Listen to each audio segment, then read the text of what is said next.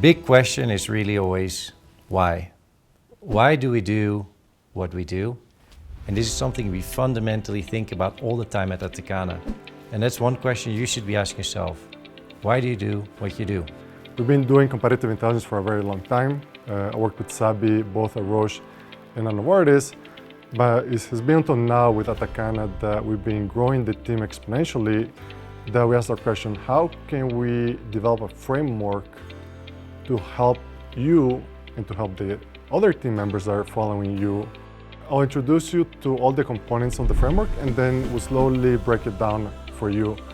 But when we think about the framework, really at the center is helping the customer, helping our clients develop a winning strategy. And everything that we do should be done with this in mind of how do we help our client wins. And the benefit that we bring to the client is one, directional clarity. So really understanding where they should be going, really understanding what's happening in the external environment. Is providing them with actionable insights. It's great to have a lot of information, it's great to know what's happening, but if the client is not taking action on that information, then it's just nice to know. And the third part is really, can we help the client develop an exponential advantage, right? Competitive advantage is great, but can we do something more than just a 10% increment? How we do that is really three parts. The first part is what we call the stakeholder engagement. The second part is predictive intelligence. And the third component is the competitive readiness. Most people are familiar with the predictive intelligence in terms of doing the research, finding the intelligence, but the critical component that makes this approach so successful from our experience is really understanding the stakeholder. So understanding the stakeholder is understanding their situation, what their goals are, what they're trying to accomplish. That also means that we need to build that trust with the client, and of course it's not going to happen over time, overnight, but if we put the effort building those relationships, then we really can build that trust with the client. We work exclusively with them in the particular indication, so we need to build that trust to really understand what are their aspirations. Sometimes we get clients that just ask us, hey, can you look into X, Y, and Z? If we understand the context, we can do the research more focused, but the real advantage is knowing the question beyond the question that they have. What business problem are they trying to solve? What business decision are they trying to make? And that's where we can really add a exponential advantage. When we think about predictive intelligence, it's really what information can we provide to the client to make better decisions? What decisions are coming up that we can support them with? And we think about internal decisions, there are some standard ones, can be the brand plan, the medical development plan, can be the forecast, the situation analysis. Also, we need to understand what are the external events that might have an impact on the strategy of the product. So is a new guideline coming out? Is a competitor product coming into the market? And third, again, as we build the relationship, we really need to understand what are the business assumptions, right? How do they perceive the marketplace? And are those assumptions changing? Because if they are, then that means that they need to adapt their strategy. Now, beyond sort of the frameworks, is there also an ability to elevate that even further to having a very simple story about what that information means to our client? Can we tell a very simple but effective story about what all this means to our client? And that will lead into specific recommendation or actionable insights.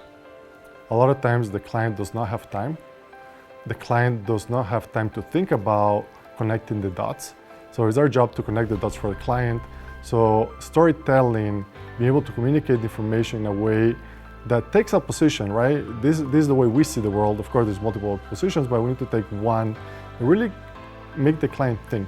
That's our job. Our job is to make them think, make them think about different scenarios, and then really allowing them to get out of their comfort zone and maybe perceive other scenarios that maybe they didn't think about.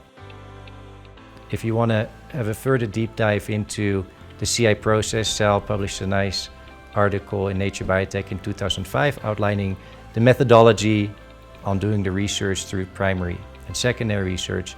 And this really comes to the predictive intelligence component. But that's not the end of the story. If we really want to have an impact with our clients, the next step of really driving through those recommendations is to ensure that we have a competitive readiness process with our clients and with our team. Yeah, because having information influencing 1, 2, 3 people is great. But then how do you really change the mindset within a client organization? How do you ensure that everybody within the organization has an aligned view, that they're rowing in the same direction based on what's happening in the external environment? So when we think about competitive readiness, it's not a one-time workshop, but it's really setting up the steps and the processes to ensure that the organization on an ongoing basis is not only reviewing the information, but is taking action and bringing everybody along the way. When things change, when the different scenarios start playing out, everybody knows exactly what they need to do to have a winning strategy. The one thing that we want to avoid is just having a document sent to a client. That kind of falls flat. So we either have a workshop, a presentation, a discussion, but really making sure that based on the intelligence that we provide, the information is being acted on.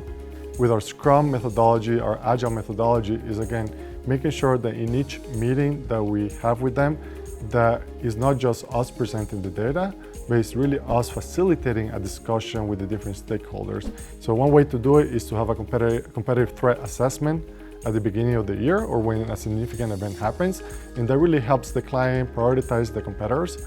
This can be done also at the beginning of a project when there's a lot of competitors and they really know where to focus. So the competitive threat assessment allows you to focus your efforts. Then we will run a strategic workshop or word game, a competitive simulation, to really role play the competition and go 1 or 2 levels deeper on specific competitors and then come up with specific actions. Then it's working with the organization to make sure those actions go from global to regional to local. And then once we do that, then there needs to be a mechanism in place to help them track what's happening in the marketplace. Do they need to change those actions? Do they need to update the strategy? And that's where the competitive intelligence process kicks in, which is really monitoring what's happening in the landscape with our Agile methodology, making sure that we have regular touch points with our direct stakeholder, but also with the broader team. And if we do that successfully, then we can help them to be aligned, help them be taking action on the information, and really help them develop that exponential advantage and a winning strategy.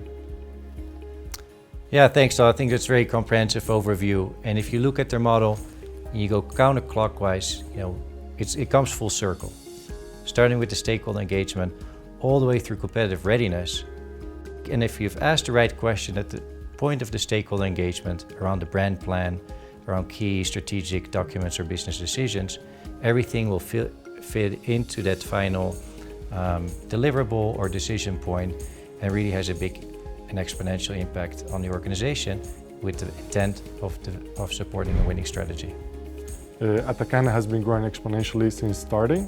We believe that a lot of that growth is due to this model, and the way we think about the client, the way we think about interacting with the client is a key success for us. And if we want to continue growing that way, then it's important that everyone in the organization really understands this model and knows how to talk through it and really knows how to work with it moving forward. Great job.